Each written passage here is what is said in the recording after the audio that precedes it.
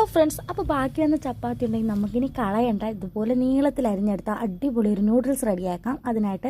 അതിനരിഞ്ഞ് മാറ്റി വെച്ചിട്ടുണ്ട്. ബാക്കി പച്ചക്കറികളെല്ലാം കൂടെ വെട്ടിക്കൂട്ടി എടുത്തിട്ടുണ്ട്. സവാള, പച്ചമുളക്, പിന്നെ തക്കാളി, ക്യാരറ്റ്, ക്യാബേജ് ഇത്രയും അരിഞ്ഞെടുത്തിട്ടുണ്ട്. ഇനി അടുപ്പത്തോട്ടൊരു പാത്രം വെച്ച് ചൂടായിരുമ്പോഴത്തേക്കും എണ്ണ ഒഴിച്ചു കൊടുക്കാം. എണ്ണ ഒഴിച്ച ശേഷം നമ്മൾ ഈ അരിഞ്ഞു വെച്ചിരുന്ന പച്ചക്കറിയെല്ലാം കൂടെ ചേർത്ത് നന്നായിട്ടൊന്ന് ഇളക്കി കൊടുക്കണം. ഇത് ചെറുതായിട്ടൊന്ന് വെന്ത് വരുമ്പോഴത്തേക്കും ഇതിൽ ലേശം ഉപ്പ് കൂടെ ചേർത്തിട്ട് ഒന്നുകൂടെ മിക്സ് ആക്കാം. ഇനി ഇതിലേക്ക് 2 മുട്ട പൊട്ടിച്ച് ഒഴിച്ചു കൊടുക്കാം.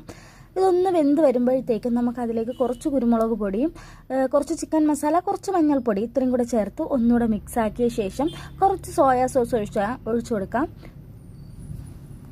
ടൊമാറ്റോ സോസ് ഉണ്ടായിരുന്നെങ്കിൽ ഒന്നുകൂടെ അടിപൊളിയായേനെ. പിന്നെ ഇതിലേക്ക് കുറച്ച് കളറിന് വേണ്ടിയിട്ട് ഒരിത്തിരി മുളക് പൊടിയും കൂടെ ചേർത്ത് നന്നായിട്ട് മിക്സ് ചെയ്തെടുത്ത ശേഷം നമ്മൾ നേരത്തെ അരിഞ്ഞ് മാറ്റി വെച്ചിരുന്ന ചപ്പാത്തിയും കൂടെ ചേർത്ത് നന്നായിട്ടൊന്ന് ഇളക്കിയെടുക്കാം. അപ്പോഴത്തേക്ക് സംഭവം സെറ്റാവും. ഇതിൽ കുറച്ച് മല്ലിയിലയും കൂടെ ഉണ്ടെങ്കിൽ അടിപൊളിയായേനെ. സംഭവം എൻ്റെ കയ്യിലില്ലാത്തതും ഞാൻ ഇട്ടില്ല.